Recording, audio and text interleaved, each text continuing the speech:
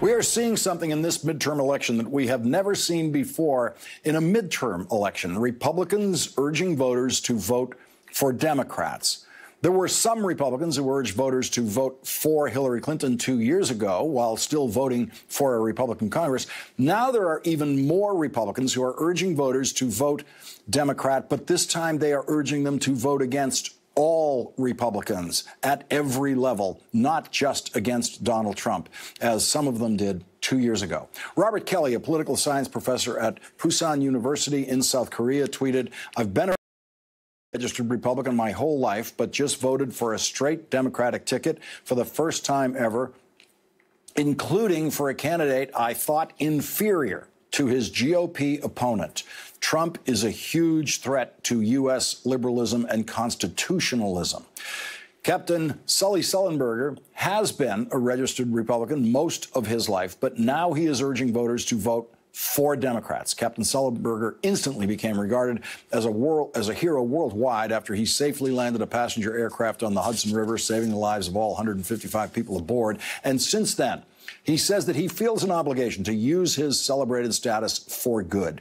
And in an op-ed piece in the Washington Post, he said, "I feel that I now have yet another mission as a defender of our democracy. The fabric of our nation is under attack, while shame, a timeless beacon of right and wrong, seems dead.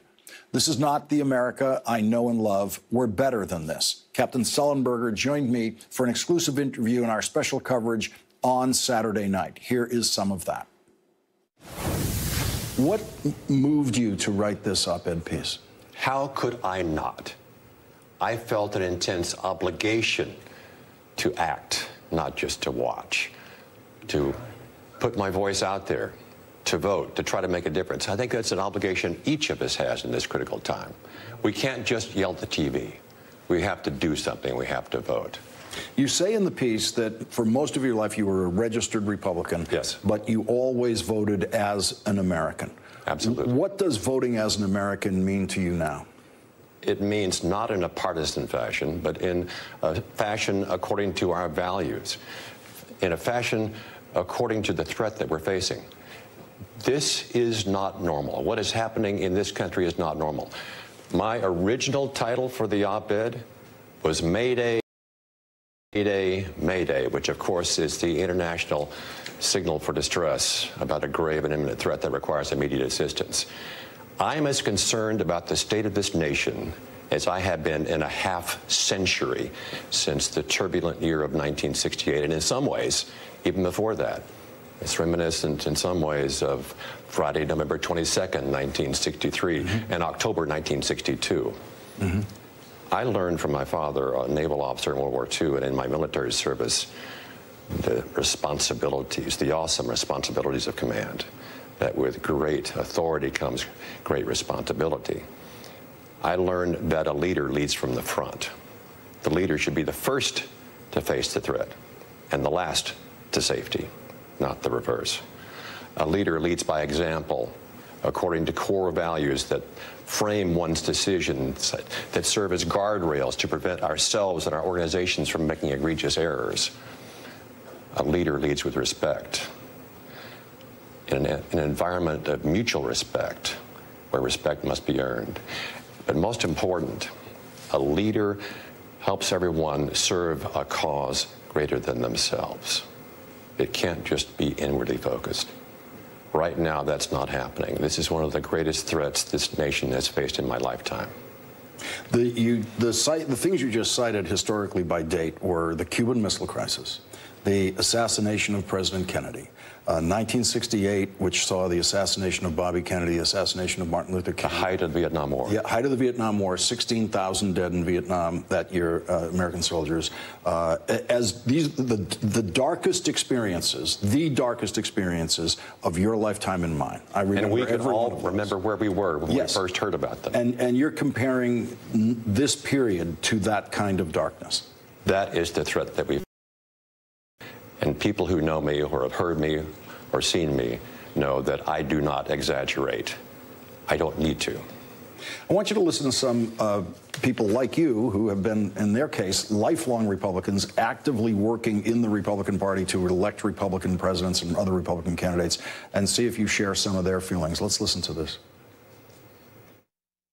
The party of Trump must be destroyed politically. I am urging everybody to vote straight ticket Democratic in November because I think it is imperative to get some checks and balances. I left the party about 5 weeks ago. I think Democrats should take the House.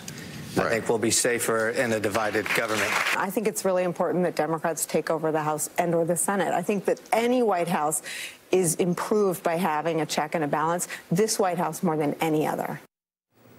And those are people, Nicole Wallace, Steve Schmidt, who tried to elect John McCain president. They've all worked for the election of Republican presidents prior to Donald Trump getting that nomination.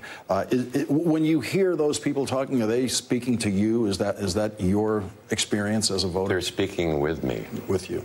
That is my experience. Right now, the majority party in the House and the Senate are not fulfilling their oath of office. They are not acting as a check and balance, and we must replace them with those who will.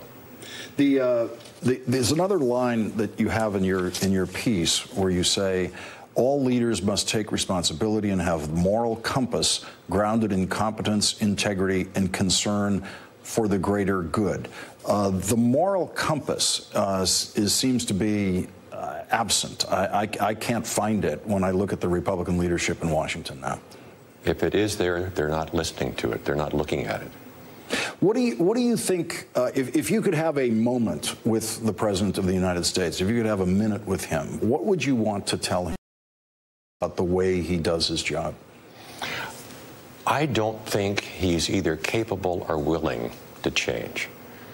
I think he is remarkably incurious and doesn't value learning. Instead of talking to the current occupant of that office, I'm talking to the American people. I'm saying, you are the ultimate check and balance. It is up to us. As I said in my piece, we cannot wait for someone to rescue us. We must do it ourselves. Everyone, everywhere, must vote in massive numbers. That was part of my interview with Captain Sully Sullenberger. You can watch the entire interview with Captain Sullenberger online at msnbc.com/thelastword.